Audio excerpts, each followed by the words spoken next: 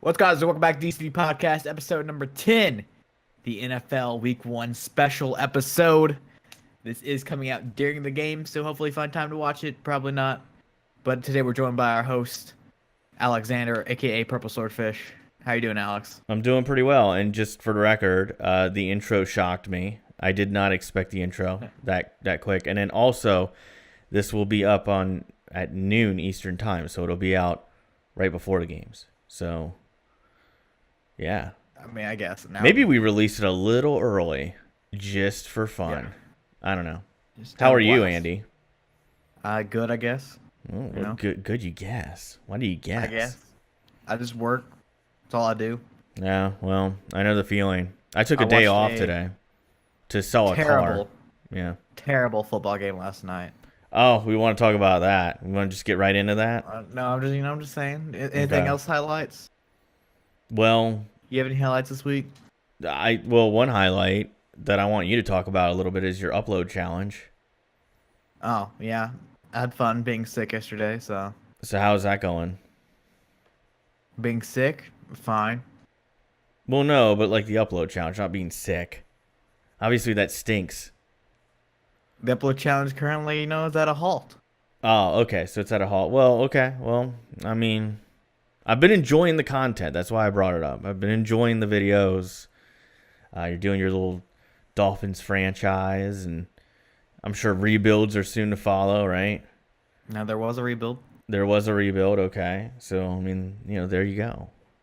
Yeah. Yeah. Try it out. I made some Madden Ultimate Team videos that did pretty average.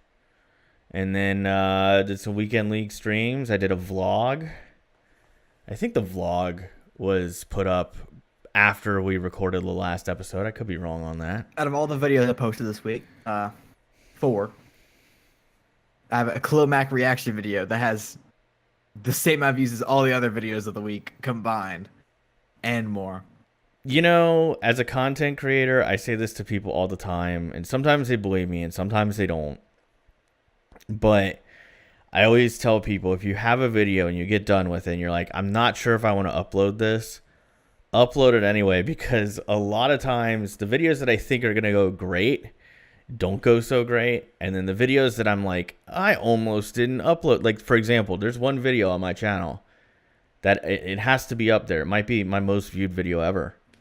And I almost didn't upload it because I was like, I don't think it's good enough. But, it's just like you got to put the stuff out there, man. Sometimes some people get into it. Goat Simulator video. No, it wasn't the Goat Simulator video. It was it was like a Madden, I think 15 or 16. There was like some gauntlet solo challenge that was really hard. Oh yeah. And I did it, and like it blew up, and I was like, wow. I almost didn't upload that. I remember actually sitting on the couch behind me and going, I don't know if that turned out so well. But, Yeah. I mean, you just got to put it out there, and you don't know I remember what'll back stick. in the day, me and the guy we will not mention were talking, and the guy that introduced us, we were mutual friends, Oh, and I no offense, but I was like, back then at least, I was like, he was like hyping you up to be like a massive YouTuber, and I was like, he's really not. You had like maybe 600 subs at the time, maybe. yeah. Not And big. he was hyping you up, and then he used that video as an example. He's like, this video has like 15,000 or 20,000 views, and I was like, Yeah. it's just one video though. Yeah, I know. I mean, it's actually kind of funny you say that because, you would think that video was responsible for hundreds and hundreds of subs on my channel, and the truth is, like, I looked at it one day and it was responsible for maybe about 100. But I certainly. I mean, I can't say anything. At the time, I had like 30 subs, maybe. Yeah, I try to keep myself pretty grounded when it comes to YouTube, but I also try not to take for granted the views that I do get. Like, sometimes a video will get a couple hundred views, and I'm like, that really doesn't feel like that much. Yeah. And then when you put one up and it gets, less than 100, you're like, wow, I should really appreciate the other ones more. But, I don't know, man. You just, think so. hey, but when you find a trend, every once in a while, you'll find like that hot trend, You'll be like, every time I post one of these type of videos, it does well. You got to stick with that. But it's neither here nor there. Into the podcast, gotta say, rest in peace, Mac Miller and Burt Reynolds. Yeah. You'll be remembered. I feel like every podcast we're saying rest in peace for some celebrities. It's gonna happen I feel like it's gonna happen every week. The Burt Reynolds one really stung for me. Because when I was a kid, I used to watch his show Evening Shade, and I really liked it. Yeah. I may or may not have shed a tear in my car whenever I hit random on my playlist, and a Mac Miller a really sad Mac Miller song came on. Oh, Andy. It came out 2 months ago. It's called Self Care. Yeah, I get that. Shed a tear, by the way, a singular tear. Oh, just one tear, like in an 80s rock music video where you were driving and you had like the sunglasses on and just like you just went through a bad breakup and like that one tear comes down. And you're like, more or I less in the feel middle. it. It was more like that. Yeah, you just kind of feel it. You're like, wow, this power ballad's awesome. That was in a lot of 80s rock music videos, but I get where you're coming from, man. Like, I know this sounds weird because I don't know the celebrity or anything, but like, when Chris Cornell died, he was the lead singer of Soundgarden, by the way, if you don't know. It was like maybe a year or two after I had seen him live, and if you had to do it like a soundtrack to Alex's life, Soundgarden would be a huge like portion of that soundtrack. Like it's one of my favorite bands of all time, quite possibly my favorite. I put them and Van Halen up there in like 1 and 2 or 1A, 1B. And after he died, like I couldn't listen to the music for a long time. It's like just recently I found myself to be able to listen to it and not get like really sad. It's Linkin Park was like that for me too. And don't laugh at me, but I liked Linkin Park. They have some good songs. Yeah, man. Doesn't matter how hard you try. A similar song to that, Numb/Encore, the Jay-Z remix. Yeah. That was a good album. Didn't they do like a whole collaboration with him? Yeah. Yeah. Like a couple songs. Yeah, it was pretty cool. It was pretty cool. They like mixed each other's songs together. Yeah, I really liked Linkin Park. Even the more recent Linkin Park stuff, I feel like they kind of grew up with their audience in a weird way. And some people liked that and some people didn't. I do realize that it is something that I think about every once in a while. Like, when I was a child, my mom would play music in the car. Stuff like Van Halen, stuff like Aerosmith, the Eagles, Tony Braxton, stuff like that, you know? And it wasn't too hard to justify, like, why my mom liked that music. Because it was just good music, right? And, like, I feel like it kind of transcended time. But sometimes I think, like, if I had a kid, I'd have to explain to them, like, why Limp Bizkit was cool.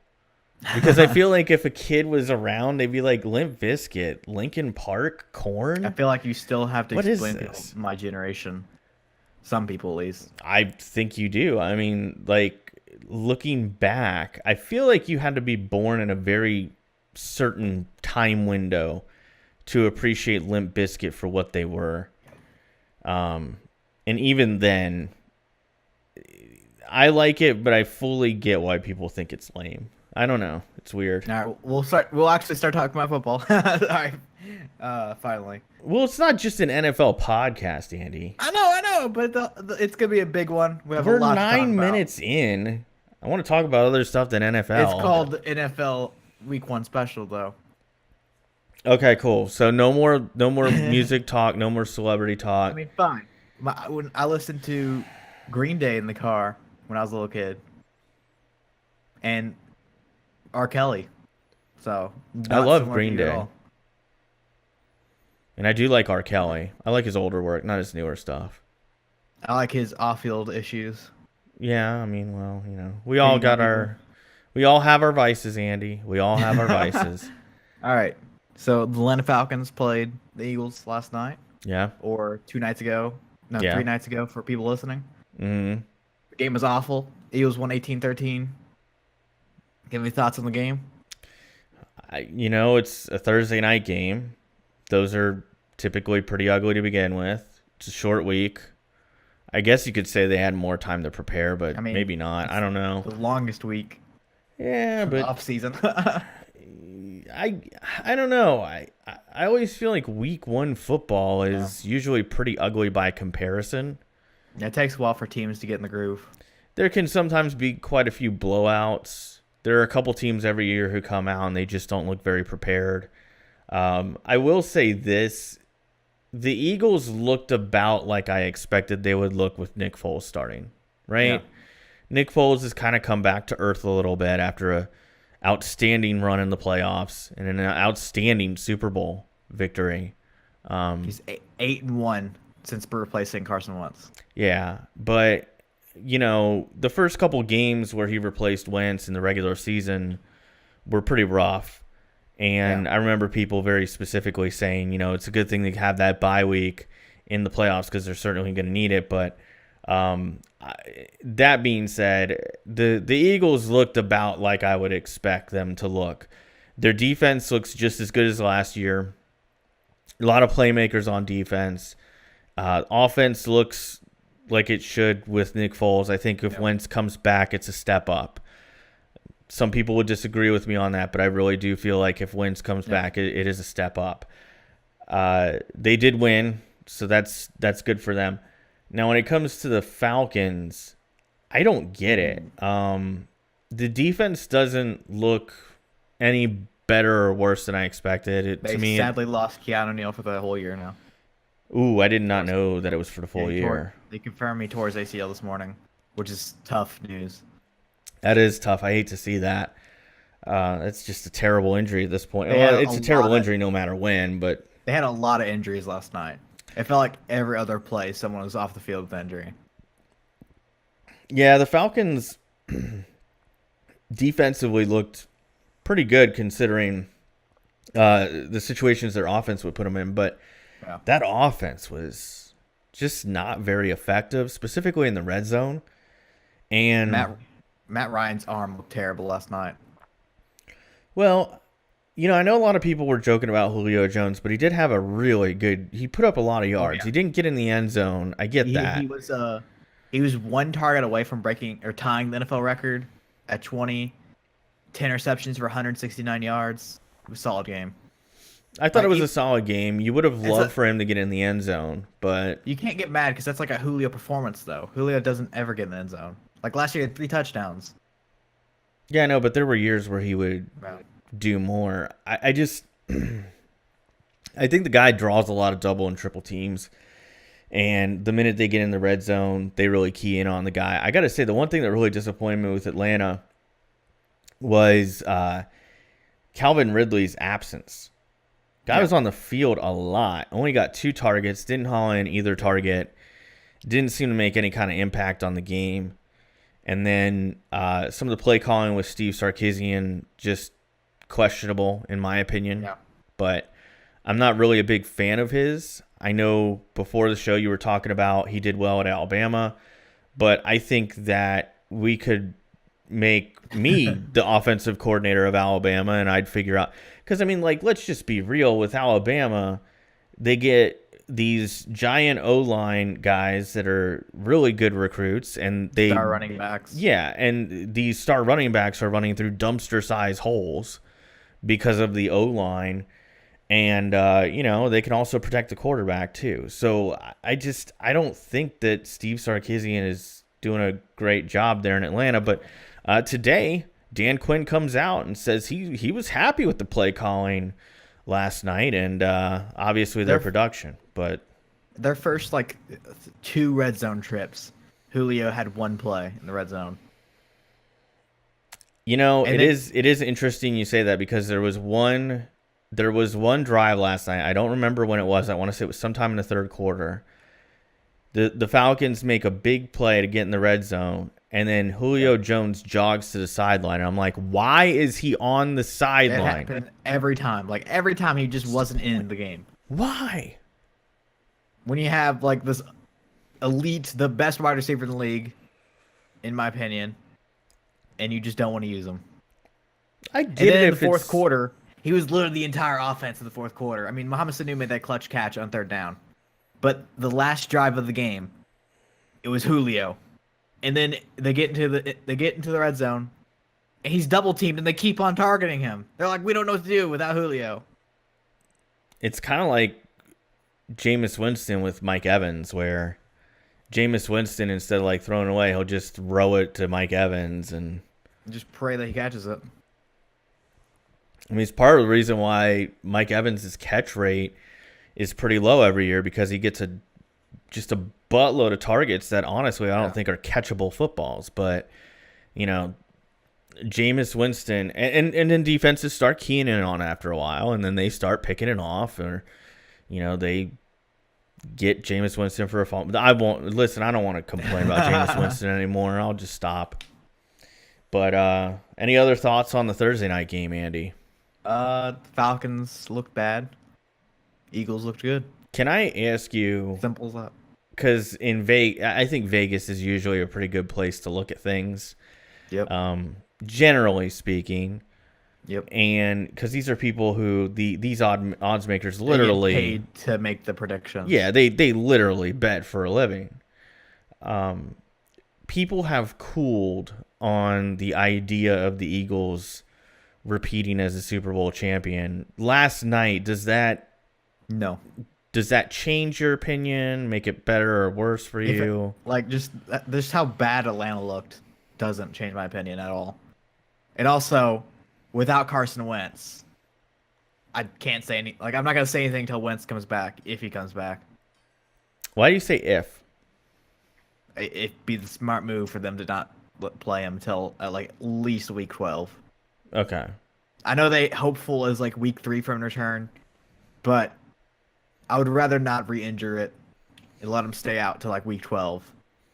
I mean, I'll be honest. If Nick Foles continues to play, if he continues to play like he did last night, I say, hey, until they start losing football games, I don't have much incentive to rush anybody back. If I'm in Philadelphia, and let's say they're 6-6, or not including a bye week, so 6-5 at week 12, and Carson Wentz comes back, I'd be happy. Yeah. And I feel like they may be better just because Nick Foles he's 8-1 with them right now. What about what the Packers did, where they waited and waited and waited, and then they got their back up against the wall and they brought Rodgers back, but it wasn't enough. I feel like that's kind of how I would approach it, but I'd probably be a little bit more cautious than Green Bay was. But then again, I feel like the Eagles are a better football team, top to bottom, than Green Bay is, and I realize somebody's probably got a pitchfork already on that. But Aaron Rodgers is just a game. You put him on any team, he's a game changer. Yeah, I think Aaron Rodgers could literally be put on the Browns and probably get them to the playoffs. The greatest quarterback of all time. Though I want him to finish his career before I anoint him. No. In my mind, the greatest quarterback of all time. From a skill perspective, absolutely. Definitely up there. I mean, honestly, if I had to really say who could have been, but they derailed themselves in more ways than one, Michael Vick. Michael Vick was the single greatest waste of talent of all time in the NFL. The guy should have won multiple Super Bowls, multiple MVP awards, all that. I think you got to hand that to Todd Marinovich. He didn't do anything at all. Well, it's hard to argue with that one. And if you don't know who we're talking about, look it up. It's a fascinating story. It's actually a wonderful case study. What? 30 for 30 of the Marinovich Project. Dude, it's a wonderful 30 for 30. And I think that, watching it, I knew of the situation as a kid, right? But I didn't know the full story. And I had to, do a lot of research after the fact, reading about it and things like that. For the 30 for 30, was better than any research I could have possibly done, because it had interviews with him and people that played with him and all that, and gave me a whole new perspective on it. And it really is a great case study. And should you shelter your kids, and can you shelter your kids too much, and can you be too much of a disciplinarian toward your kids. I mean, I'm sure there's psychologists that would just love to pick apart his story, but I don't know. So Eagles, me personally, I'll say look pretty good, and I think they have every chance to go to the playoffs and defend that Super Bowl. I really do, but I think that I do think the Wentz thing is like that wild card in it. Yeah. And I mean, if they're 3-0 after week 3 with Foles, why rush Wentz back? I know it's tempting to do it, but I don't know. I want to say one thing that caught my attention. Darren Sproles got a lot of work. A ton of work.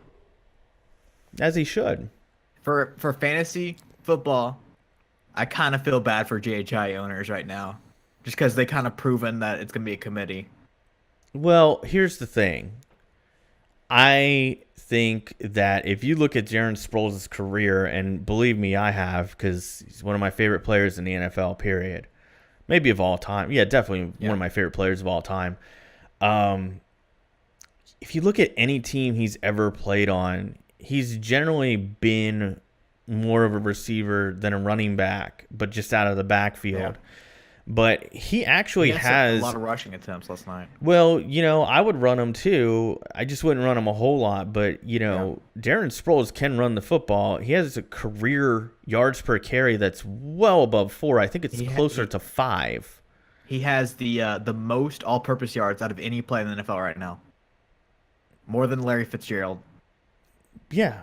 I mean, Darren Sproles should be a Hall of Famer when his career is over. When you look at all-purpose yards from punt returns, kick returns, receiving, rushing, look up his stats. It's really scary when you start adding up all those yards, and there's just the only other player that came anywhere close to Darren Sproles that I can think of in my lifetime. I'm sure there's some guys that are way back in the early days of the NFL that could probably say something about this, but man, Eric Metcalf, maybe a guy who could do everything, but Eric Metcalf did not get that many receptions, and he certainly didn't carry the rock that much. So I think Sproles should be a Hall of Famer. I think it's going to be a hard sell though, because people would overlook some of his accomplishments because he's never had 1,000-yard rushing season or some nonsense like that. Yeah. Corey Clement looked nice. Ajayi was the goal line back, picked up 2 touchdowns. Yeah. Very solid. I mean, that's what they want from Ajayi. They just kind of want him to do the early down work and the goal line work. And I wouldn't be too mad if I was an Ajayi fantasy owner. I mean, you have the goal line back on a very, even without Wentz, a high-powered offense. Yeah, I don't think that I would have expected him to be in third down situations. I was just shocked that they didn't go with Clement more than Sproles. But I mean, Clement looked good still. He did. They have so much depth. That's what I like about the Eagles. They used to have those 3 and LeGarrette Blount. I feel like that was an embarrassment of riches, but yeah. Yeah. But moving on to, do you want to do standing predictions first? Yeah, let's do standings predictions. We're just going to do who we think is going to win each division, right? I just did ranking the 4 teams. Okay. I can do that too. All right. We'll start off with the AFC. The AFC East. The easiest one to do. So I'll give you a little bit of time to do some back researching if you didn't do the rankings. But obviously the team winning it are the Jets. And I'm kidding. The Patriots. There's no if, ands, or but. Patriots are winning it. You may have concerns with their wide receivers. Oh, they lost all these wide receivers. But, it's just a simple fact that they're going to win it until Brady retires. Yeah, I don't think that they're one bit concerned with the receiver situation. I feel like they'll make it work. And, as long as Gronkowski stays healthy, yeah, sure. So who do you have next after the Patriots? And I know there's a big difference between that. I don't see. This is the team I can see in the wild card. Okay. The New York Jets. Sam Darnold looked impressive in preseason. And I can see them sneaking in the wild card in a very weak AFC. I will mention that. The AFC is very, very weak. But, Sam Darnold impressed me. And, I'm giving him. I'm giving it to him. I'm giving him a nod. Okay. And then number 3.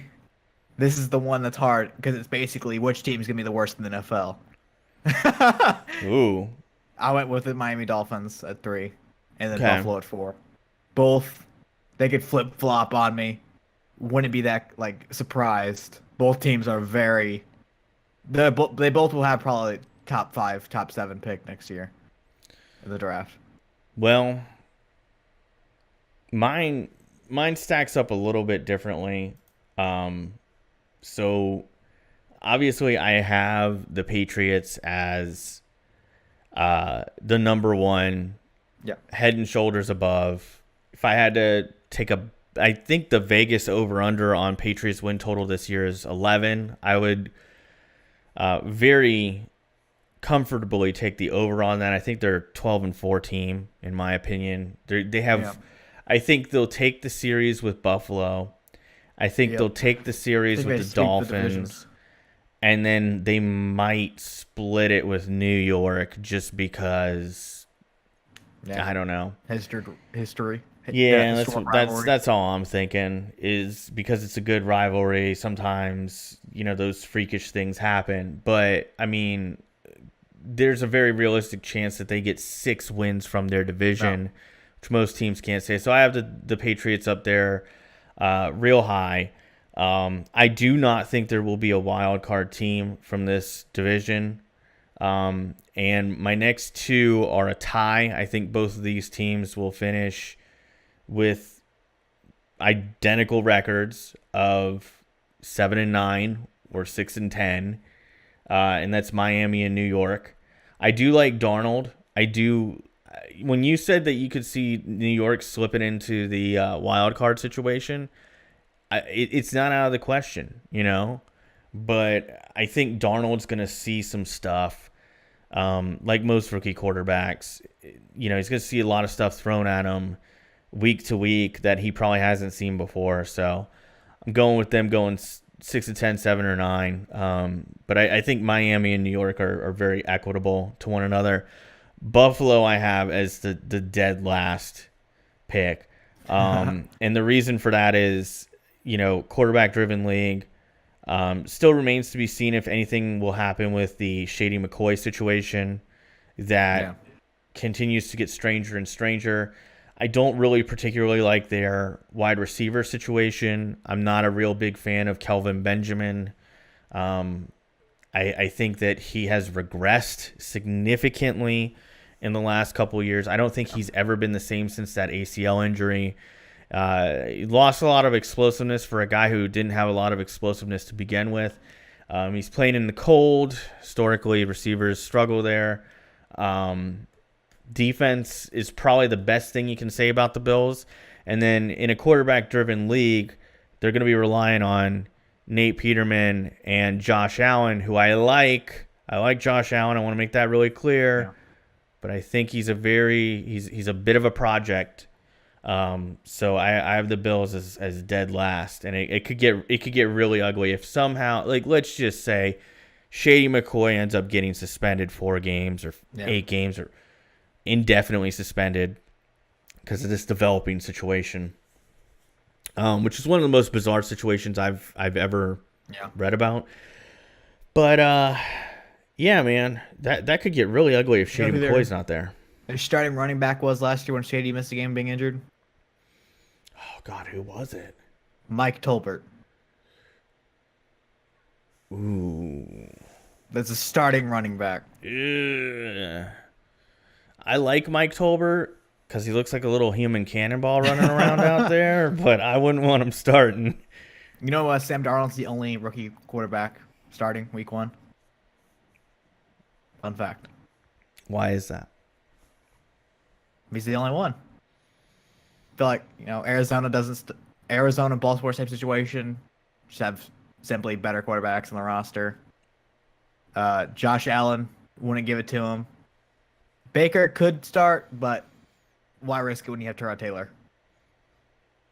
There's just no reason to. And historically, I think that except for the most elite of the elite quarterbacks, history has shown us it is better to let a guy sit for a little bit and learn behind an experienced veteran for a little bit. I'm not saying it has to be some guy. I don't know.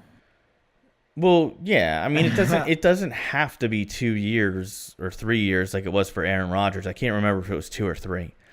You know, and but he's sitting behind Brett Favre though. Well, yeah, but what I'm saying is, you know, I mean, if you're gonna have to pay Joe Flacco, we'll get to the Ravens later, but if you have to pay Joe Flacco $20 million plus to play quarterback, you're not gonna bench him. Yeah, that's just Lamar the reality. Jackson was named the 3rd quarterback on the team. By the way, I mean, he's a bit of a project. Yeah. He has a lot that he needs to improve upon. His ceiling is sky high ceiling. So let's move on to our next division. We're going to go to the AFC North next. All right, AFC North. Yeah, I guess I'll get my predictions in. Yeah, you go ahead. Number 1, Le'Veon Bell doesn't concern me. Steelers going first in the division. Okay. It really doesn't concern me at all. It doesn't concern me either. You saw Le'Veon Bell get suspended in the past, and the team still finds success with D'Angelo Williams as their starting running back. And they have James Conner, which would have been a first-round draft pick if he didn't get cancer in college. But he fought that off. James Conner, he's not going to obviously replace Le'Veon Bell, but he's a solid running back. And then at number 2, we have the Baltimore Ravens. They were 9-7 last year, and there's another team that could. They're probably a wild card in my book. And then they got the star defense. They actually have wide receivers this year that they know. They know who their starting running back is, and Alex Collins. That's always good. Mm-hmm. Number 3, I have the Cleveland Browns. They're not making the playoffs. Not to hurt anyone's feelings. I don't think you're getting up much resistance on that one. They may go like 5-11, around that range. Add a win, lose a win. And then number 4 is the Cincinnati Bengals. Anything to say on the Bengals? There's Okay. Well, Joe Mixon. Woo. Yeah. I like Joe Mixon, but I don't think he's going to be enough. So mine are a little bit different, but I think towards the top we're in sync here. I like the Steelers to win that division. Real quickly, their defense last year doesn't look a whole lot different than this year's defense. And that defense last year was sneaky good. I know the beginning of the year they were pretty bad, and people were saying they were going to be bad, but they really shaped it up, and they were if I'm not mistaken, a top 5 defense last year in most measurable categories. So I would anticipate that they will still do well defensively. I think Ben Roethlisberger comes back, has one last good season. I think this is probably the last season we're going to see Big Ben where he doesn't regress. It's just my take on it. I think he could conceivably retire after this season. I know that that's something he's openly talked about. Antonio Brown, current quarterbacks on the roster. Mason Rudolph, all right, who I like a lot. Yeah.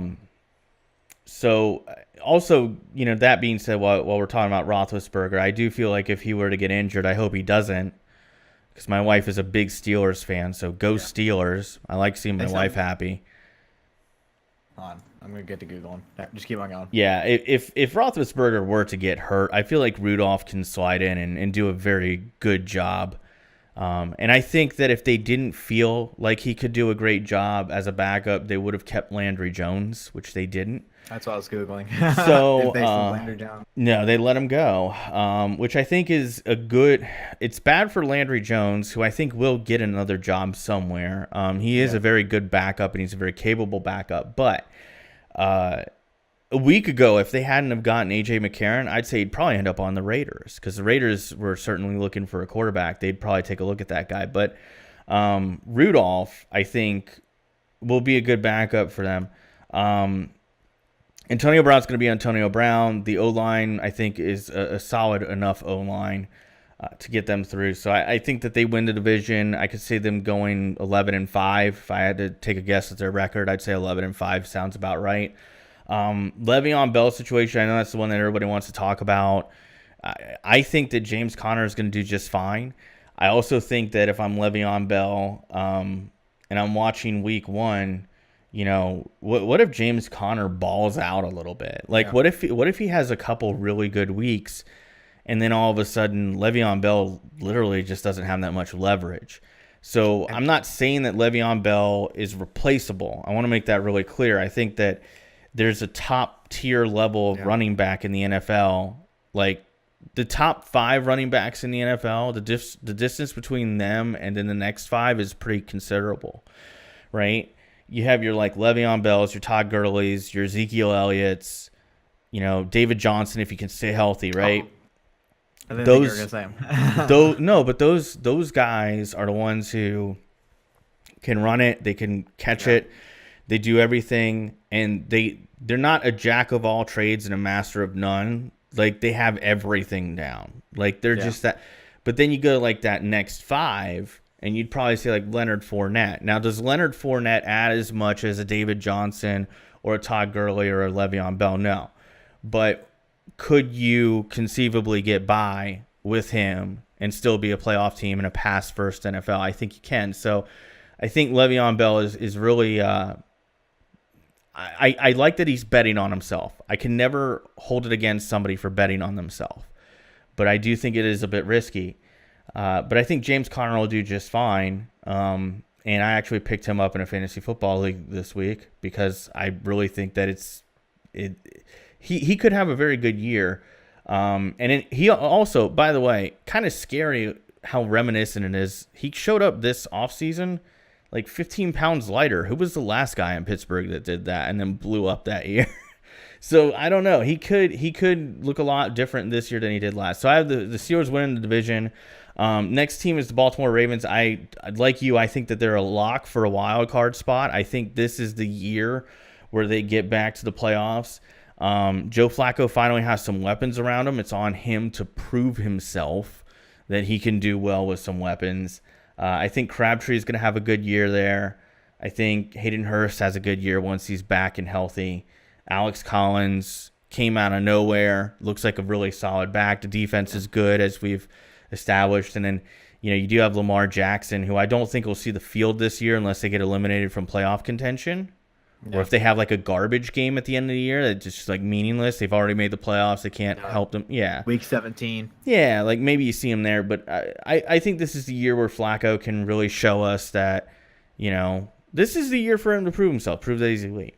And then I actually have the bottom 2 flipped. I think the Bengals will be slightly better than the Browns this year, but I do really like that Browns roster. Wouldn't be surprised. I don't like the Bengals. I think the Bengals are regressing, and I'm shocked that they brought back Marvin Lewis. I don't get why. Yeah. I don't think that he's done a good job there. But I think they're going to regress. I think next year the Browns would pass them, if that makes sense, because I really like the Browns roster. Breakout year? No. I don't think so. Not like a Martavis Bryant type. I just don't see it, dude. There's nothing on the Cincinnati roster that excites me other than Joe Mixon and AJ Green. Nothing else on that roster really. William Jackson's fun, the defense, but can't carry an entire defense by yourself. Yeah, and they just, I don't know. Geno Atkins is fun. There's some defensive players that are fun to watch there, and I think they'll be an all right team. Is fun to watch. Yeah. Not really concerned with the league rules, but yeah, when he's breaking rules and headhunting and all that, yeah, I'm sure that's fun for some people. I don't know, man. The Bengals, I feel like historically we'll look back on it and we'll see it as a missed opportunity. Like the Andrew Luck situation. Was it Where- 4 or 5 years in a row where they lost the first round of the playoffs every year? Yeah. But you had Andy Dalton on a really team-friendly deal. He is a good quarterback. I don't think he's a great quarterback. I think he's a good quarterback. They had a good quarterback on a team-friendly deal. They had one of the best receivers in the league. Surround it with a good cast, and you could go deep in the playoffs. Maybe get a better coach. But they stuck with Marvin Lewis. The Cincinnati Bengals are a really weird case of like that friend you have that always plays it safe. You know? Yeah. And because they always play it safe, like nothing great ever happens to them. Just good stuff. Not great stuff, good stuff. They have an okay job. They have an okay house. They have an okay car. But they never took the jump. They never did the Le'Veon Bell move. They never bet on themselves. Anyway. Yeah. But yeah, that's how I have the AFC North shaken out. I mean, wouldn't be surprised. Where do you want to go next, Andy? Do you want to go south or do you want to go west? I mean, how are it down? West is next, so I guess we'll go with west. You kind of threw me off a bit because I have east, west, north, and south. Yeah. And you threw me off when you went north. So we'll go to the west. When the more, like, these, I don't know, these 3 divisions that we started off with are kind of the more boring divisions in the league, in my opinion. But I have in first place the Denver Broncos, which may be a bold prediction. Could be. As bold as they get. The Denver Broncos, the number 2, the Chargers, which would be a sure bet wild card if this went out like that. And the other way, if the Chargers win it, the Broncos, I feel like they have a real good chance at the wild card. Then number 3, the Chiefs, and number 4, the Oakland Raiders. Boy, you really don't like them Raiders, do you?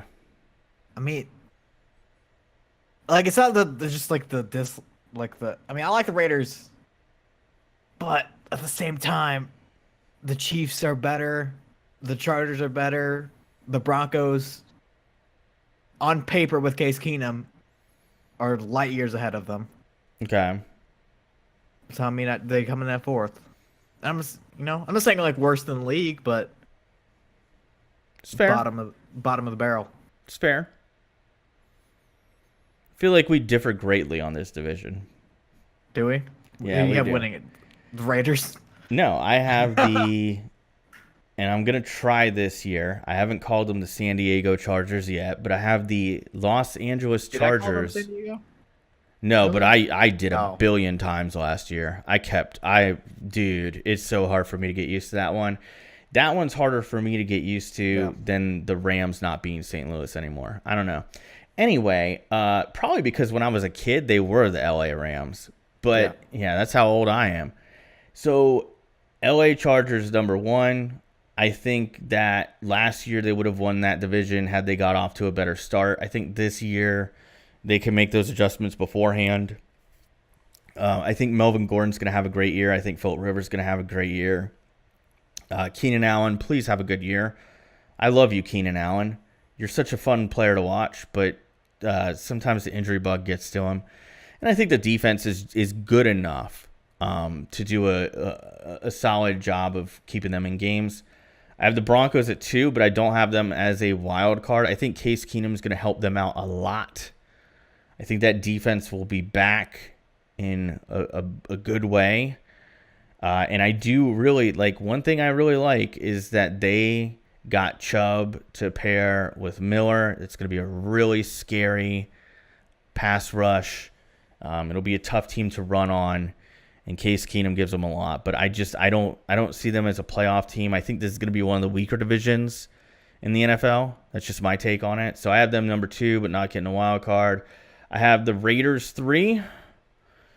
But I don't really have a whole lot of faith in the Raiders. Some of their personnel moves have been kind of questionable. Gruden keeps signing all these old guys. I don't get it. It's like when he was with the Bucks. After they won the Super Bowl, we were signing every washed-up Raiders player there was, and he's doing the same thing now. And then also, I do have to say, I'm not rooting for this, okay? I want to make that really clear. I don't want to see anybody get injured. But if Derek Carr gets injured, that team is screwed. They are screwed so hard. If What do you mean? Derek You Carr have gets a broken collarbone as a backup. an EJ Manuel, I have more confidence. Okay, I like pretty much any other backup quarterback situation in the NFL. I have more confidence in that than I do the Oakland Raider one. I can't think of a worse situation where if the starter goes down, they're screwed hard. I'm sure we'll come across one. And then I have the Chiefs at the last spot, and just because I think Pat Mahomes, high ceiling, I think he's going to be a good quarterback. He has the potential to be a great quarterback. This is going to be his first year starting. There's going to be a lot of growing pains. So I have the Chiefs coming in dead last in this division. I realize there's going to be some Chiefs fans. They're very passionate with their pitchforks out, ready to come after me. But, I mean, he has a lot of weapons. He does. He does. And I hope I'm wrong. Say them being better than the Raiders and the Raiders in reverse. But I don't know. Wait, could you repeat that last point? It froze up there for just a second. I'd be more confident in the Chiefs with a rookie quarterback and all the weapons than the Raiders at this point. Yeah, good point. Good point. You know what? You're kind of changing my mind. I kind of wish I flipped them now. Too late, Alex. You can't do it. Okay, so let's move on to our last AFC division, the AFC South. AFC South. Once again, no surprise at who's at the top. The Jacksonville Jaguars. No surprise at all. Arguably the greatest defense of all time last year. Going to continue to dominate on defense. Leonard Fournette going into his second year. The only problem is who's the wide receiver number one, but I don't feel like it's a main concern. The offense is really just, here you go, Leonard, run. And then you have Robbie Blake Bortles being the solid, 20th best quarterback in the league every year. And then next up, this may be another one of my bold predictions in here. The Tennessee Titans at number 2. Oh. They got a new head coach, new revamped offense. They're the 29th ranked offensive pace of play last year. And they got the first ever head coach from the Sean McVay, Kyle Shanahan coaching tree as their head coach. Then at number 3, we have the Texans, which most people probably put at 2. I just don't believe in Deshaun Watson, to be honest. Okay. And then number 4 is the Indianapolis Colts. Nothing against Andrew Luck. The team in general is just bad. Yeah, they haven't really done a great job of surrounding him with much of a team. And God, Jacoby Brissett last year, he tried, didn't he? He tried so hard. It was hard to watch. Not much you can do. Yeah. With just a team that's like their second best players, maybe Quentin Nelson at this point, the rookie. It's pretty bad. It's pretty bad. Blanchard, which isn't really like no one's ever gonna say that's the star of a team. Yeah, it's just a pretty bad situation. So mine is a little different. At the top, I agree with you. I think Jacksonville has this division on lock. However, I will say this. This will be the most entertaining division in the AFC to watch. I feel like any divisional matchup with this AFC South has always been an entertaining division for me. But I feel like any divisional matchup in the AFC South will be a good game to watch. The Tennessee Titans, for some reason, seem to have Jacksonville's number. That is always interesting to watch. Indianapolis always plays Jacksonville hard and vice versa. And the Texans Texans are fun to watch in general. But I have Jacksonville up top. I am concerned with the wide receiver situation, but I feel like their offensive scheme allows people like Marquise Lee to kind of slide in like he did last year for Allen Robinson. They have some receivers. They have Dante Moncrief, J.D. Westbrook. Moncrief is going to have to step up, I think. I think Moncrief is the guy who would be most likely to step up, just as Marquise Lee did last year.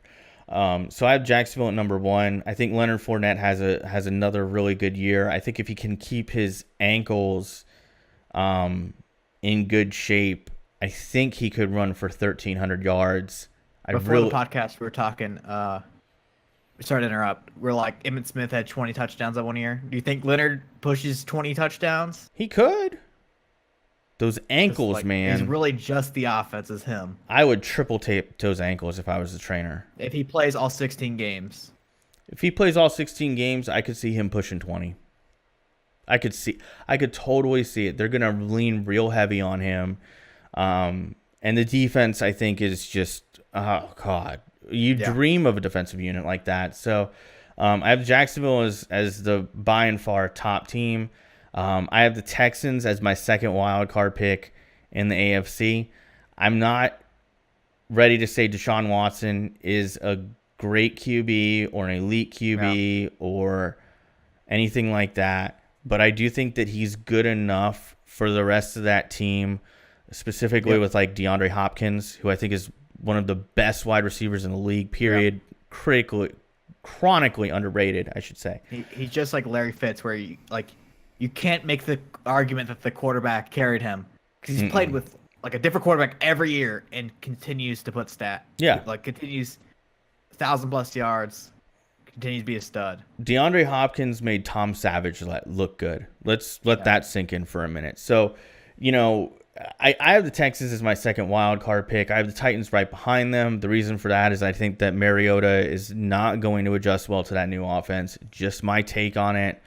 And I'm not saying that because I'm a Bucs fan and I'm trying to justify the Winston pick. I'll tell you right now, if I could go back in time, I would tell the Bucs. Somehow, some way, I would get a message to them and be like, don't take Winston, take anybody else.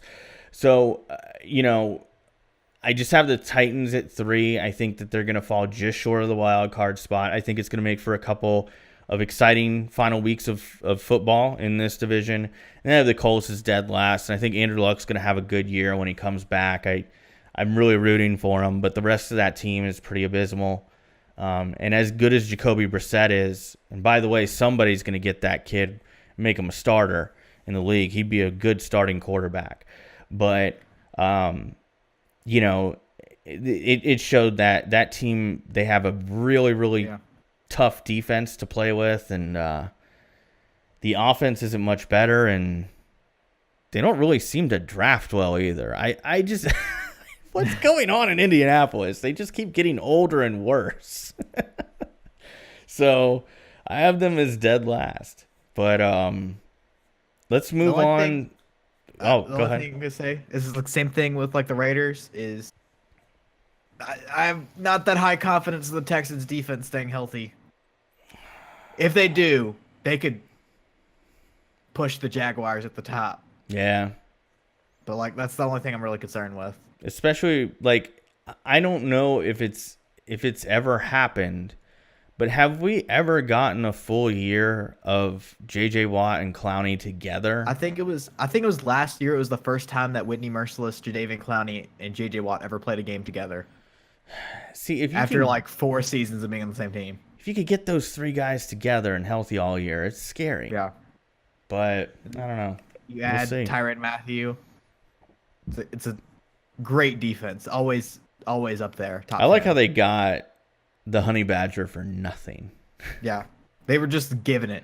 Just like Khalil Mack to the Bears. It was just fell right into their lap. Well, they had to do stuff for Khalil Mack. They had to give up some picks. They didn't give up anything. I still feel like Khalil Mack fell in their lap, though. Yeah. I think if you give that trade to that same deal to every single team in the NFL, they would take it. Hey, side note here. Did you see that somebody put the Khalil Mack trade in the Madden trades? Not even close. They didn't take it. It's not even close to going through. I'm like, oh, Madden. You're too good, bro. All right, so I guess we're moving on to the NFC now. So where are we starting in the NFC, Andy? Well, we started with the East and the AFC, so we'll start with the East. Okay. This might be the boldest prediction that I have. Of all bold predictions, I have the New York Football Giants taking the division. That is a bold prediction. It seems like every year, not the same team wins it all. Like if you go back to the history of the division, every year a different team finishes on top. I don't believe in the Cowboys, and with the Carson Wentz situation, it kind of gives me a little bit of confidence going into the Giants right here. Saquon Barkley changes the entire team. Let's be honest, changes the entire offense when you add an elite running back like that. Like earlier when you're mentioning top 5 running backs in the league, of the elite do it all. Saquon's up there. I'm not gonna like give him the nod because he hasn't done anything yet, isn't proven himself, but like, and then Odell Beckham just got his money. Like, high hopes for the Giants this year. I think they're all in. Yeah. I think this might be Eli Manning's maybe his last year. I mean, I don't know. Then again, they let go of Davis Webb, so it could. Yeah. They might They be. got Kyle Lauletta, what Bengal calls the white Michael Vick. I mean, that's their development project right now, and that's about it behind him. So. And then I have the Eagles coming at number 2, even with Nick Foles. Like, even if I say like Nick Foles playing to Week 12, I still think they finish second. Do they get the wild card? I have them at the wild card. Yes, Okay. I still have them making playoffs. Okay. I just wanted to know because if they don't make the wild card in your predictions, I'm like, that's a doubly bold prediction right there. No, the Eagles are a sure thing in the playoffs, winning it or wild card. Okay. Like as I said, the AFC is weak. The NFC is super tough this year. It's going to be tough. I mean, I look at the divisions, and this is what I struggled with the most. I feel like I can pick who's going to win the divisions pretty easily. What I struggle with is picking only 2 wild card teams. Yeah, like you go through. There's so many teams. They're like in any other year, like this is a wild card talent type of team. So many. Yeah. And then you look at the AFC and you're like, maybe there's one wild card that's like 1 or 2 sure thing wild cards. And all the other ones are just kind of like reaching. Yeah. But then I have at number 3, the Dallas Cowboys. Couldn't do it to them. But wouldn't be surprised if the Redskins finished 3 with Alex Smith, because Alex Smith's one of those guys that everyone just doesn't expect anything from him, but he performs every single year. And then number 4 is the Washington Redskins. Yeah, I feel like I'm completely different than yours. I might be wrong on this, but I have Eagles at 1. I think they win the division. I think they do so easily. I know I've talked at length about why I like the Eagles. I won't talk much more about them. Then I have the Giants at 2, and I think that they probably, you know what? I'll go ahead and change one of my picks. You kind of talked me into it, Andy. I think that this season, maybe the next 2, it's like the last hoorah for Eli Manning, and I feel like they're going all in. I feel like getting Barkley was a win now move. Yeah. I think they saw what Leonard Fournette did in Jacksonville. Ezekiel Elliott did with Cowboys. Exactly, and I think that can be a big boon for that team. So I have the Giants at 2. Odell Beckham, as long as he's healthy, I think that's a massive improvement over last year too. He's never finished a season with 16 games played. Well, this is gonna have to be the season where he does it. He's got to do it for Eli, man. And then I have the Redskins at 3, and when I say 3, I'm talking 8-8, man. I like the Redskins picking up Alex Smith. I think Alex Smith doesn't. I know I'm going to get a lot of hate for this one. I don't think they lose anything in the quarterback spot going from Kirk Cousins to Alex Smith. I like Alex Smith. I think that his whole career, other than the first couple of years where, yes, he was a late bloomer, just like Drew Brees was a late bloomer, right? It took him a couple of years to figure it out, almost to the point where they were thinking, well, this guy's a bust.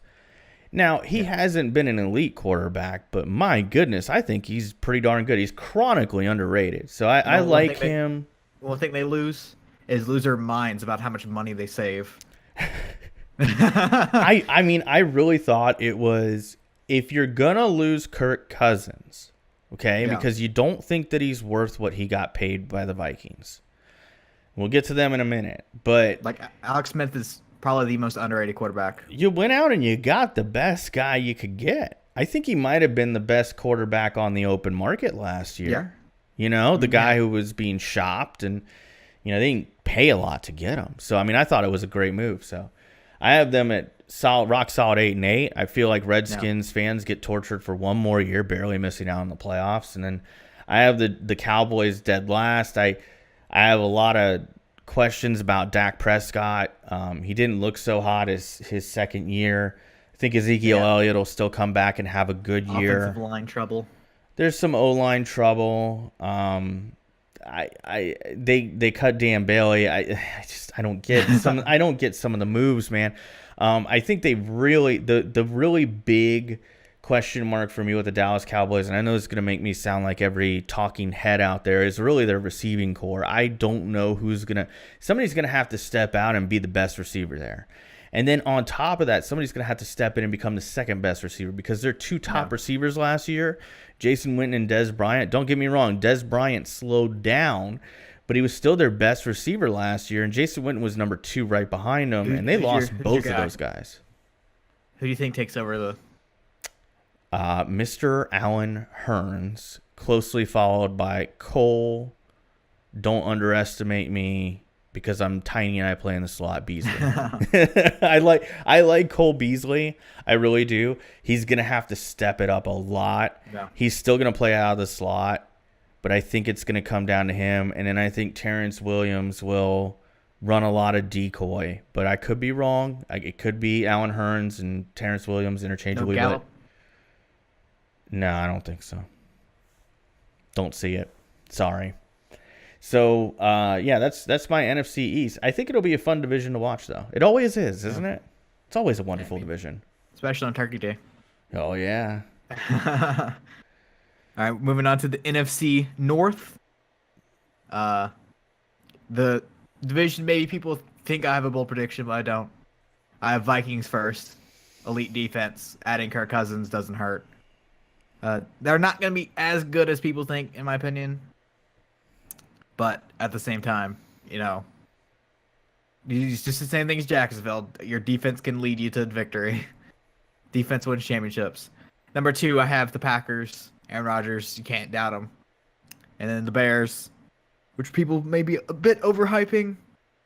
And then the Detroit Lions at 4. I think we're in pretty good agreement here. I have the Vikings winning this division. Yeah. I like adding Cousins. Their defense got really good this offseason. Didn't lose anybody. He's good last year. Should be good this year. I don't think they'll have any issues with that. And then they're also getting a returning Dalvin Cook.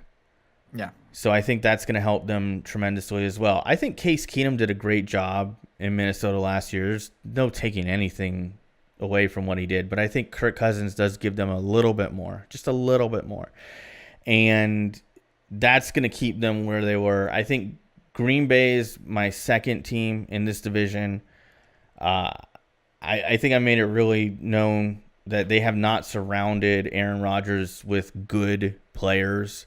And it's a real shame, honestly. Yeah. I think adding Jimmy Graham will help a lot, but I think the loss of Jordy Nelson will certainly be felt. And then it is going to be up to Davante Adams to step up. And I don't know if he can. I don't know. Yeah. I'm not sold on Davante Adams yet. I'm not sold on any Davante receivers. Parker, like in Miami, I'm not sold on him being able to step up and be a number one guy, and I'm not sold on Adams either for whatever reason. I don't see it. So I have them finishing second and missing out on the wild card again, just barely. I'm talking about like last week of the season it happens. I like the Bears defense. I think it might be one of the best defenses in the league, and they could maybe sneak into that number 2 slot in this division. But I have no faith in Mitchell Trubisky. I didn't see anything last year that made me think that this offense is going to come in and move the ball unless Jordan Howard is carrying it, or Tariq Cohen maybe gets the ball and does something with it. I think the addition of Allen Robinson will help a lot. I think it does, but I still have a lot of questions about Mitchell Trubisky, and I still think that he'll still kind of be in his rookie year. I mean, he didn't play the full 16 games last year. Well, then again, I think he played 15, didn't he? So I should probably shut up. Mike Glennon didn't. Definitely less than that. Mike Glennon didn't last very long in Chicago, though. I mean, the giant Q-tip experiment did not last long in Chicago, unfortunately for Mike Glennon. Let's see how many plays he got. They also added Trey Burton. Could jump up to elite tier of tight end. Trey Burton looked very solid as a backup in Philly, and he played big whenever Wentz got hurt. And they also added Taylor Gabriel. Mitch started 12 games last year, by the way. Okay, so I don't know. I still feel like there's going to be some growing pains with Trubisky, but that's just my take on it. I have them number 3. Number 4, I have the Lions. I actually like the Lions. I think Matt Stafford's awesome. I think he's like on the cusp of being an elite QB. I feel like that'll be his legacy. He'll be the guy who was as close to elite as you can get without being truly elite. Yeah. And but I'm not sold on the Lions. They just always seem to slip on a banana peel in the fourth quarter and lose. I don't know what it is. I think that team's cursed. That's like the whole franchise is slipping banana peel. Well, there was something. I'd have to look it up, but there's some lore out there amongst the Lions fan base that their team is cursed because of this thing that happened a long time ago. They got rid of a player. No, they almost won a championship, and they got rid of the star player on the team, and that player said, "You guys will never win a Super Bowl because you traded me," or something. I don't know. There's a curse out there, and I think it's real. I think that might be it. Yeah, that's it. There's another team in the NFL that's supposedly cursed because a guy tried to come to a game with his goat, and they wouldn't let him in with his goat, so he cursed the team. I forget which team it was, though. Anyway, moving on. Where are we going next, Andy? Keep it fluid with the other one, the NFC West. Okay. Number 1, the Los Angeles Rams. No big surprise. Todd Gurley, absolute stud. Number 2, the San Francisco 49ers. No bias at all. Can't be biased.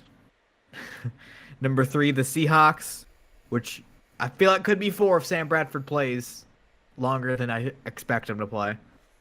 Not going to say he's going to play the full season. And then 4 is the Arizona Cardinals, which is really, you live and die by Sam Bradford. You do. I'm not much different here. I think we might be the exact same. First time. Yeah.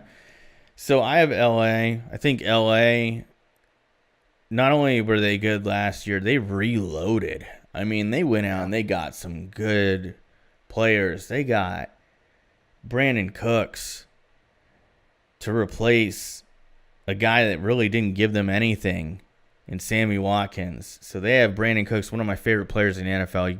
Everybody here probably knows that. Anyway, they got him. They got Ndamukong Suh. If they could get anything out of Ndamukong Suh, Aqib Talib, they're not going to be asking much of Aqib Talib, which is good. Peters. They got Marcus Peters. Marcus Peters, you want to talk about one of the reasons why I forgot to mention, but one of the reasons why I have the Chiefs pretty low is because they don't have Marcus Peters anymore. And Marcus Peters was a big part of that team. They went out and they got some good players. They made some solid moves, and I think that they will win this division. I think they will win it easily. Next, I have the San Francisco 49ers. I don't have them as a wild card team, but I think they're going to have a good year. I think Garoppolo will inevitably fall back to earth a little bit. He's not going to be undefeated. I know Andy's hoping that they go. I know that he's hoping they go 16-0 because Garoppolo's never been defeated as a starter. So, well, at least in a 49ers uniform. I don't know if he ever started with the Patriots. Never? Undefeated in his entire NFL history. Yeah. So, I think that he's pitching a perfect game right now, and he'll go deep into the – he'll go a couple innings in with that perfect game, but eventually somebody's going to get a hit on him. So, Garoppolo will help tremendously. I also like some of the moves that the 49ers made. I Tough think to see Jarrett McKinnon go down. that sucks. That sucks. And you know what really stinks is I think that if McKinnon had gone down, they probably would have called up Adrian Peterson if he was available and maybe Alfred kicked Morris. the tires. I like that move, though. I like Alfred Morris. He was pretty impressive in preseason, to be honest. True story. And last time, yeah. continue. Oh, I was gonna say true story. If you call Alfred Morris Al, he'll correct you and tell you my name is Alfred. Can't call him Freddie either. He doesn't like that. Last time, Alfred Morris was with Kyle Shanahan. Yeah. He just so happened to have 1,600 yards. I remember that year. The current record for the most rushing yards for the Washington Redskins. A long time ago, when I was a much younger man, I picked up that Alfred Morris off of the waiver wire and rode Alfred Morris all year long, and people were so ticked off that guy was sitting there the whole time. But, I mean, he could do it. I like Alfred Morris. I think that he did okay last year with the Cowboys filling in for Ezekiel Elliott. But as I mentioned earlier, it's very hard to fill in for a running back of that caliber. But nevertheless, I think he'll be a good fit for them. They're not really looking to be a run-first team anyway. So I like the 49ers. If I was wrong and they sneak into the wild card, it wouldn't shock me. I hate to be that guy who's like, well, it wouldn't shock me. But, that's the one team. If there's one team that I left out of the wild card, right, in the NFC that I think would likely prove me wrong, it's probably the 49ers. I also like Goodwin. I think Goodwin's going to have a good year. And the defense is really good. And if they can just get Reuben Foster's head screwed on right, I think he has a chance. I know we both agree on this. I think that Reuben Foster could become one of the better linebackers in the league, period. Maybe already there. He's got to stay on the field because of the off the field stuff. He's got to stay on the field. Week 1 preseason that I watched over and over and over again. Mm-hmm. Play action. He notices play action and then stays up with Tavon Austin, one of the fastest guys in the league. Stays with him and swats the ball away. It's amazing to watch. A human being that large should not move that fast, but he does. So, and they have Richard Sherman, hopefully. Yeah, I think that's kind of a cool homecoming, So yeah, I have the 49ers second. I have the next two teams are very distant third and fourth. Seattle Seahawks, I think, will be slightly better than the Arizona Cardinals, but that's not saying much. Yeah.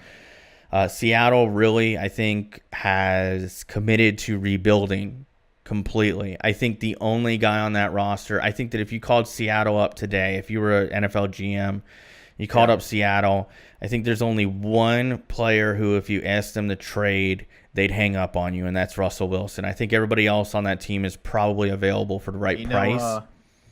Until Earl Thomas said that he's going to play week 1. Last year, their top 5 defensive players, according to Pro Football Focus, this year weren't going to play week 1. Yeah. Until Earl Thomas. They weren't for sure with Earl Thomas. Earl Thomas is going to play week 1. He ended his holdout. With Bennett, Sherman, Chancellor, all gone. I'm pretty sure Bobby Wagner's missing week 1 on injury. Yeah, Wagner's not there. Wagner might be the only other guy I think that they would hang up if you called him and tried to trade for him. He's kind of getting up there in age, though. I like B-Wags. But anyway, yeah, I have them a distant third. It's going to be a rough year if you're a Seahawks fan. The good news for true Seahawks fans, the bandwagoners will be gone, brother. I know this from when the Bucks is over. Yeah, when the Bucks won the Super Bowl. Ooh, man, the bandwagoners were annoying as hell. And then it took about 2 years of not making the playoffs.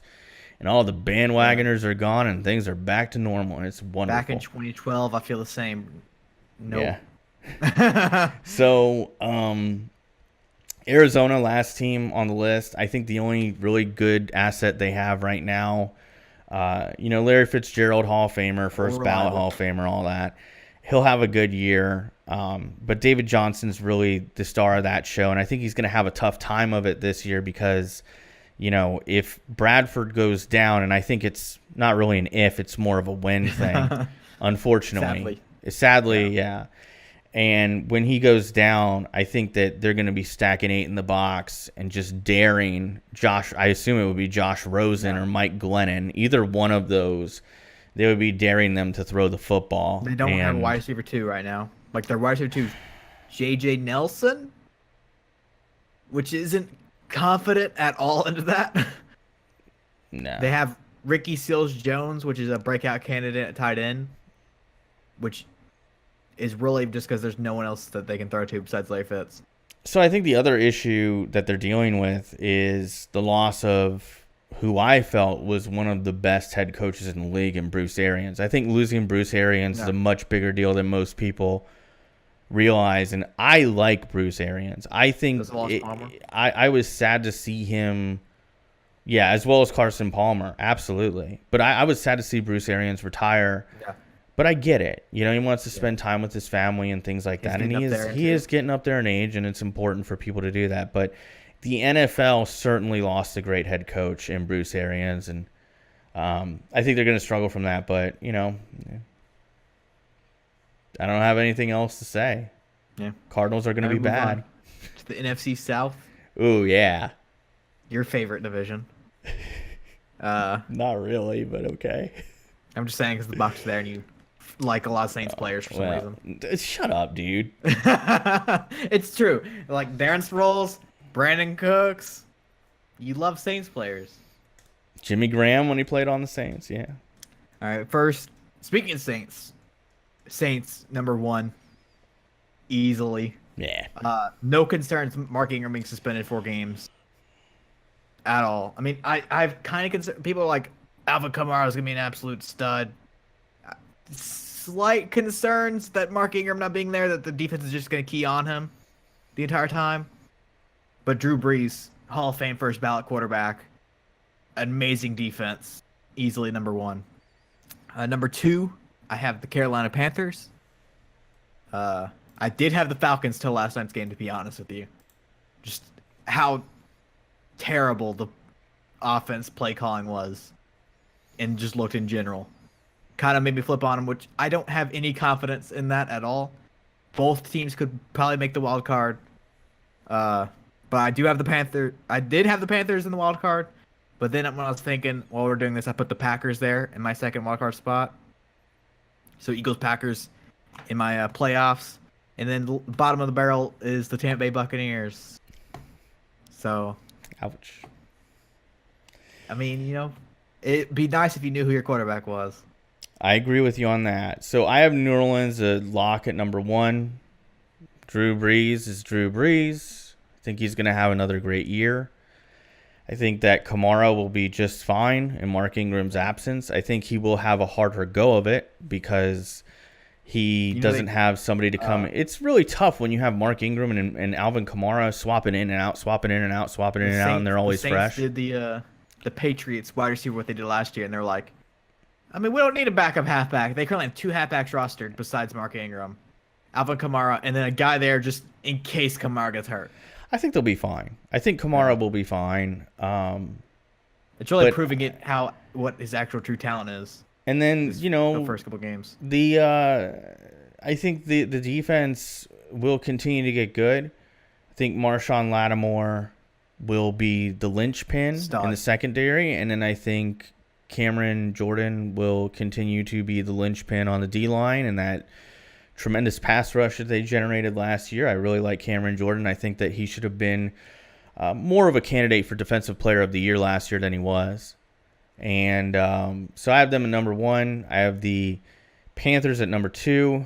However, and I do have them making the wild card, the Panthers, but it's going to be tough for them just because I think they are going to have struggles offensively again this year, primarily because Devin Funchess is going to be asked to do a lot, and I don't know that he's capable of it. But they do have Christian McCaffrey, who really came along later on in the year when I think they found better. They found better ways to utilize him.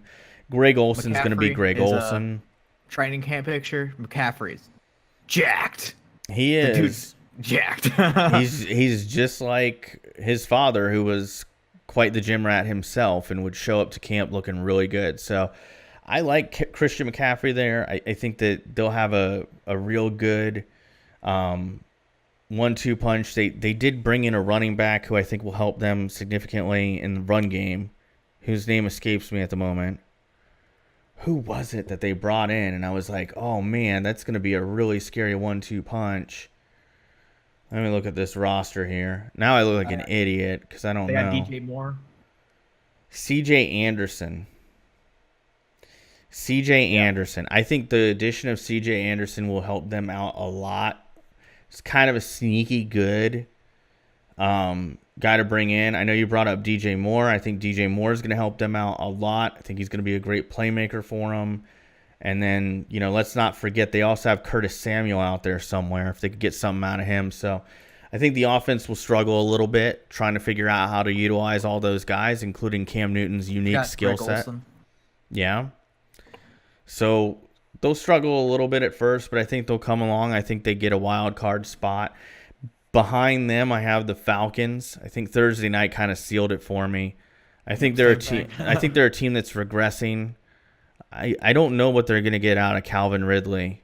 I think Ridley on offense. I think Calvin Ridley could be their X factor. I think if if Calvin Ridley has a good rookie year, hauls in 60 balls or something like that, maybe they do make the wild card. But right now, I'm not seeing enough from that offense. And I don't really have a lot of confidence in that Falcons defense anyway. I forgot to mention Keanu Neal, huge loss, by the way. Huge loss. Like I mentioned earlier, but like in the Keanu Neal, when you lose a star safety like that, like it's tough.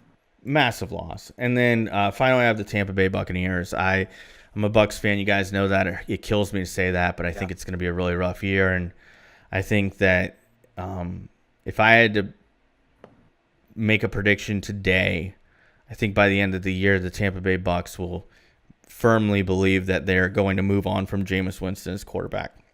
Who do you, now that we have our standing predictions, who's your next year NFL draft comes around, who has the first pick?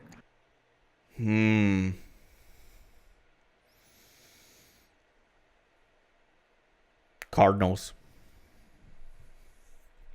I'd go with Buffalo. Ooh, that's a good one too. I don't have any confidence in Josh Allen this year. Cardinals and Buffalo. Cardinals. Those are the two teams that I have the least faith in right now. Once again, Cardinals, like Sam Bradford plays 10 games, like they're good. But he most likely, I think I put the over under at like 3 or 4 games, which is sad to see. Like I love Sam Bradford. I've loved him since he played for the Rams. If Andrew Luck's shoulder gets sore at all, and he misses any games, the Colts could very well be in there too. But yeah. So Bucs will be there. They'll have a top 5 pick. I guarantee you that. I don't know if they'll be at number 1 though. No, definitely not number 1. They could be. Definitely not number 1. But quickly going back to our playoffs, AFC I had Patriots at this is actually seeding. I'll just quickly mention it. Patriots at 1, Steelers at 2, Jaguars 3, Broncos 4, Chargers making wildcard spot number 1, and then Ravens at wildcard spot number 2. Okay. So if I had to pick in the AFC, I would go Patriots 1, Steelers 2. Sorry, Patriots 1, Jaguars 2, Steelers 3, LA 4, wild card 1, Ravens, wild card 2, Texans. All right. Then NFC I had Saints at 1, Rams 2, Vikings 3, Giants at 4. And then Packers at wildcard spot 1 and Giants at wildcard spot 2. That's interesting. Or let's just say Giants. I meant Eagles. Okay. Yeah. At wildcard spot 2. I think I said Giants. So I have Rams 1, Saints 2, Vikings 3, Eagles 4, just because of the quarterback situation. Yeah. Giants 1 wild card, and then Panthers 2 wild card. I will say I did put the Panthers down, and I scribbled it out and put Packers. So very kind of similar. I think the wild card race is going to be the most intriguing in the NFC. I think in the AFC it's not going to be that exciting, but I like it could be very interesting. You could have I think if I had to pick, you'd probably have the Giants or the Eagles, one NFC East team, the Packers, maybe the Bears as a dark horse. Yeah, Bears, 49ers, and then if the Falcons find something out on offense. Yeah, and then you would have the Panthers and the Falcons also fighting for. It's going to be a really interesting wild card race. Yeah. In the NFC. Like, there's so many teams that make the wild card. It's insane. Yeah. Last year it was fun. It was a lot of fun to watch. As a 49er fan, it does concern me in real life. Because, you got to hope for the playoffs, but at the same time, like, look at all these teams. Absolutely. At the same time, I wouldn't be butthurt if they don't make the wild card. Just because how depthy this race is. So if you had to pick an MVP before the season starts, okay. Super Bowl champion, real fast. Who is it? Right now, who are you picking? New Orleans Saints. I completely agree with you. Someone asked me at work the other day, and I was like, normally at the start of the year, I always have a sure bet. And the safe pick is the Patriots. But I never want to do that, so I went with Saints. I think that if the Saints didn't have that bonehead play, last year, I think they would have beat Marcus Williams. I think they would have curb stomped the Eagles, and then I think they would have curb stomped the Patriots. It would have been a shootout, and Drew Brees loves a shootout. Drew Brees' legacy. His legacy's already cemented. You would just be adding a 24-karat gold shield over it. Doubters. Hell yeah. Hell yeah. Anyone doubts Drew Brees' first ballot Hall of Fame bid.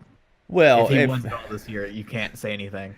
If they doubt his Hall of Fame status or him being the greatest New Orleans Saint of all time, I challenge them to watch more football, because you'd have to be ignorant of football, and by ignorant I mean just not knowledgeable of it at all to say that about Drew Brees.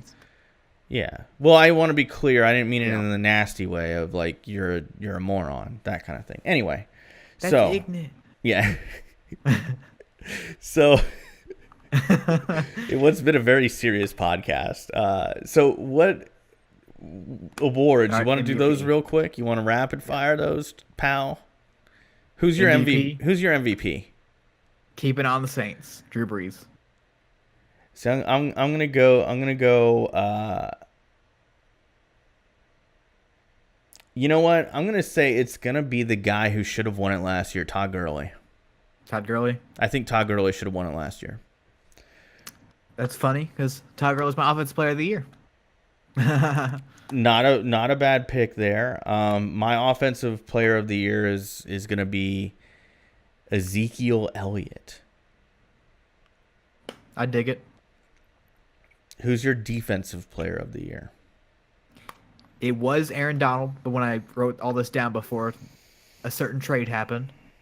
But Khalil Mack, the sack attack. Last time Vic Fangio had a star pass rusher like him, Aldon Smith, 19.5 sacks that season. Khalil Mack. So that's a good pick. This one was tough for me. I think it's tough because there's a lot of people who I think are going to make a very compelling case. I think Aaron Donald will certainly be up there, and I love the idea of Khalil Mack as well. My pick is a little bit of I'm sure some people are going to call it a reach, but I think that if he improves as much as I think he will, it'll certainly open it for discussion. Marshawn Lattimore. Yeah. I think that if he improves again, and I think he will, that Saints defense is going to be even better, and everybody's going to be like, who's causing it? And it's going to be Marshawn Lattimore. But that's an absolute stud. Yeah. My dark horse candidate, if he plays all 16 games, David Clowney. Ooh, that's a good one too. That's a great pick. It's tough, man. Defensive player of the year is tough because there's a lot of guys that you're just like, man, you know? A lot of young guys, too. Yeah. I mean, like another guy that I was thinking about when I was thinking about defensive player of the year was Jalen Ramsey. I thought, you'd have to throw him into discussion as well. And then you got Aaron Donald. I think Aaron Donald's going to be in there every year until he retires or slows down or something. But my God, Aaron Donald's a beast. All right, moving on to the rookies. Offensive Rookie of the Year, who you have? Offensive Rookie of the Year. Oh, that's a tough one. It isn't really that tough. I think it's Saquon Barkley. I know that's the obvious pick and that's a safe one, but I think it's Saquon Barkley. I wrote down two things. I didn't want to agree with you on any of these to give fun answers. It's kind of we're kind of predicting, but at the same time it's fun to not have the same thing. Yeah. So I went with Sam Darnold for offensive rookie. Offensive Rookie of the Year. I could see that. And then the little scribble I wrote, if you went with Sam Darnold, and I didn't want to go with Saquon just because he's so obvious, is Royce Freeman out of Denver. See, that's another intriguing pick because that's a guy who, I think could really, surprise a lot of people, but it depends on, he has to kind of earn his way, in my opinion. I think he has to earn his way into that starting job.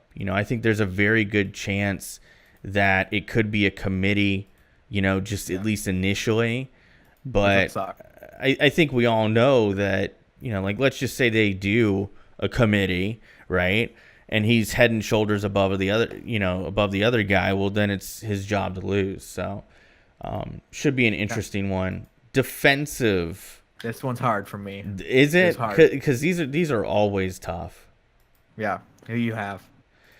I went through the list and I really had a hard time narrowing it down to just one.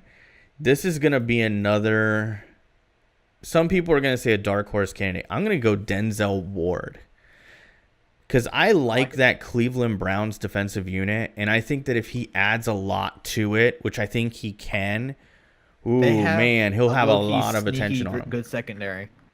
Demarius Randall, Peppers, Brian Body Calhoun. If they can get Peppers into a role where he knows what's expected of him, which I don't think he did last year. I don't think they quite knew how to play him. With having Demarius Randall as the sure thing over the top safety, it really helps Demarius Randall. It really helps Jabril Peppers find a role in the defense. The other guy that really I think has a shot, three other guys who I think are going to make some noise. Okay, go ahead. I got Derwin James. Ooh, that's a good one. Yeah, I like that one because he could easily stand out in what I think is an underrated Chargers defense. Yeah. I think that Chargers defense is a little bit better than people give it credit for. Now watch them be the worst defense in the league. They're definitely not going to be the worst pass defense. Yeah. Because those corners, maybe the best in the business. I really think that there's a good chance that both of the corners in Green Bay could make a little noise in this race too. Josh Jackson, Kevin King, and Jair Alexander. Yeah. Young, but the future. The future of the Packers is that defense. So much potential. If you had all three of those guys in a Madden rebuild, you'd be pretty happy with yourself, right? Yeah. I mean, if I was, I know that sounds stupid, but when you play franchise, star development. He has star development. Yeah. He's one of those guys that's really tough to trade for in franchise mode. Well, I mean, nobody will ever beat Minka Fitzpatrick, right? You cannot trade for him. It's impossible to trade for Minka. I love it. You could have Aaron Rodgers and 2 first-round draft picks that are projected to be 1 and 2, and the Dolphins are like, no, don't need Roll it. Tide, Minka Fitzpatrick. Don't need it. Yeah, that is a pretty good year in review, man. I love it. Who's your rookie? The 3 rookie of the year guys. Oh, I already said it. The 2 guys in Green Bay. Oh. Yeah, I feel like they could make a lot of noise, and I mean, I know a lot of people would say nobody talked about Chubb. I think Chubb will be up there, but I don't know. You got a coach of the year? Ooh, that's a good one. I went with Pat Shurmur, as obviously correlating with my pick of the Giants winning the division. Okay. Pat Shurmur. I'm gonna pick a coach. Also have comeback play of the year coming up after that, so I'm gonna say. I don't know if I surprise you with that. I already know who I'm gonna pick.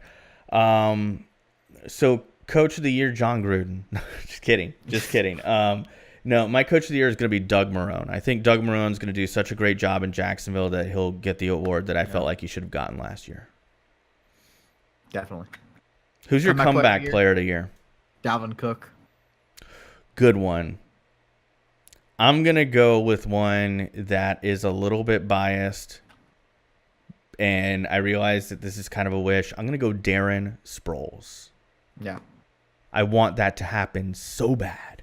I mean, week 1, he got a ton of running back share. Yeah, and Dalvin Cook's a great pick, and I really hope Dalvin Cook comes back and just slays it, dude. Because it was really, really disappointing to see him go down when I thought he was going to have a terrific year. So that's a great pick. Darren Sproles last night almost got his head torn off, and then came back the next play and was just like, I'm good. just please, Darren Sproles, hold up. Just hold up. That's our predictions. Very solid. You want to get our week 1 games in? Yeah, we let's go ahead and pull the schedule here. We got a long podcast for the week 1 special. Yeah, absolutely. So I'm sure that everyone's mad about that. I'm kidding. I will let you start. I'm looking at, and by the way, I still want us to do a competition where we see. Okay, and the wager. Well, we'll decide on the wager later. We'll do the same wager for the master wager.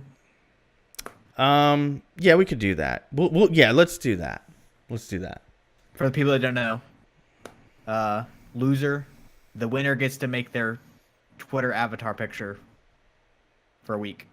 For a week. Or maybe for the NFL, we can do it for a month. Let's do it for a month. All right. I'm down with that. So fun. I'll let you go off with your list first. All right. First up, we had Atlanta versus Philly.